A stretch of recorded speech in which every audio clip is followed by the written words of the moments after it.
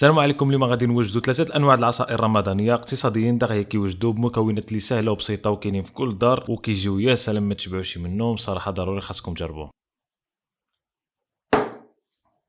اول حاجه غادي نحتاجوا واحد ثلاثه د اللتينات نقيوهم من على برا بهذا الشكل هذا، نحيدوا لهم ديك القشره وديك الطبقه البيضاء اللي كتكون في الوسط. حاولوا ما امكن تحيدوها مزيان باش ما كتخليش المراره وما كطيش المراره في العصير. وغادي نحتاجوا واحد جوج ليمونات وطبعا حتى هما بنفس الطريقه غادي نقيوهم ونقطعوا هذا الشيء هذا مربعات بهذا الشكل هذا، ولا كانت شي زريعه لداخل نحاولوا نحيدوها باش ما تعطيناش حتى هي ديك المراره في العصير. نعملوهم في شي كاسرونه، نزيدوا عليهم السكر ونزيدوا الماء كنزيدوا غير حدو يتغطى ديك الليتين والليمون، نعملوا له شي تحريكه خفيفه بحال هيدا ونخليوه يطيب على بوطه على نار متوسطه حتى يتقال مزيان. وندوزو دابا نوجدوا عصير اخر اللي غادي نحتاجو فيه حتى هو الليمون. غادي نقطعوه بهذا الشكل هذا حتى هو نقطعوه بنفس الطريقه. نحاولوا ما امكن نحيدوا له ديك الطبقه اللي كتكون بيضه كامله مع القشره طبعا، ونحاولوا ما امكن نقيوه من الداخل من ديك الزريعه. نعملوها في شي ميكسور مع شويه الماء باش يسهل علينا اننا نصفيوه ونطحنوه، ومن بعد ما طحناه نعملوه في شي صفاي ونصفيوه مزيان بهذا الشكل هذا في شي حاجه ونخليوها غير حدانا. في الميكسور اللي غادي نطحنوا فيه نعملوا البنان، نزيدوا البنان بهذا الشكل هذا، نزيدوا عليه واحد اليوغورت طبيعي، شويه السكر كيبقى حسب الرغبه، نزيدوا ديك الليمون اللي صفيناه مع شي شويه الماء ونطحنوا ديك شي كامل مزيان بهذا الشكل هذا. ومن بعد ما طحنا ديك المكونات كامله مزيانه اذا كنا وجدنا العصير الاول ديالنا كيجينا بهذا الشكل هذا كيف ما كتشوفوا. تقدروا تقلوه اكثر من هيدا، الا بغيتوا تقلوه على هيدا تقدروا تزيدوا له البنان، ولكن بالنسبه لي العصير اللي كيكون فيه الليمون ضروري خاصو يكون خفيف شويه باش كيجي منعش وكيجي يا سلام يا سلام ما تشبعوش منه. وهذا كان هذا هو العصير ديالنا ذقناه صراحه كيجي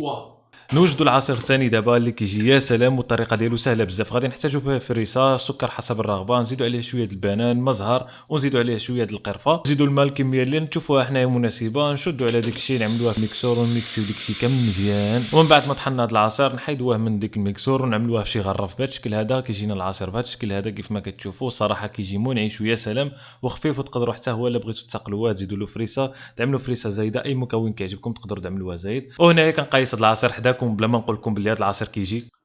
ودابا غنوجدوا اخر عصير معنا في هذا الفيديو اللي غادي نحتاجوا فيه المكونات اللي عملناها الطيب قبيله من بعد ما طابت وبردت. نعملوها في شي ميكسور ونزيدوا عليها شويه د الماء باش تخفف معنا وتجينا سهله اننا نطحنوها ونصفيوها، ونعملوها تطحن ونخليوها حتى تطحن مزيان بهذا الشكل هذا كيف ما كتشوفوا. من بعد ما طحنت نعملوها في شي صفايه ونصفيوها، ونحاولوا ما امكن نصفيوها مزيان حتى يبقى لنا غير ديك التخت في الصفاي. من بعد ما صفيناها نعملوها في نفس الميكسور اللي ديجا طحناها فيه، نزيدوا عليها الجعده اللي ديجا سلقناها من قبل، نقطعوها بهذه الطريقه باش يسهل على الميكسور يطحنها مزيان. نزيدوا شي يوغورت طبيعي، نزيدوا شي حبه فريسه مقطعين حتى هما. بعد ما زدنا هاد المكونات هذه كامله دابا نزيدوا الماء حتى كنعمروا ديك الميكسور، نزيدوا شويه السكر حسب الرغبه كيبقى، السكر د الفاني حتى هو باش كيعوضنا المذاق، ونطحنوا داكشي كامل مزيان بهذا الشكل هذا. ومن بعد ما طحنا ديك المكونات كامله مع بعضها هيدا كون وجدنا اخر عصير اللي عندنا في هذا الفيديو هذا. هذا العصير كيجي خاطر وكيجي لذيذ بزاف ما تشبعوش منه، صراحه كيجي يا سلام. وكان هذا هو الفيديو ديالنا، وما تنساوش تبارطاجيوه مع الناس اللي عزيزين لكم، الناس اللي بغيتوا تجربوا معاهم هذا العصير. وصراحه نسيت ما قلت لكمش بلي هذا العصير هذا كيجي.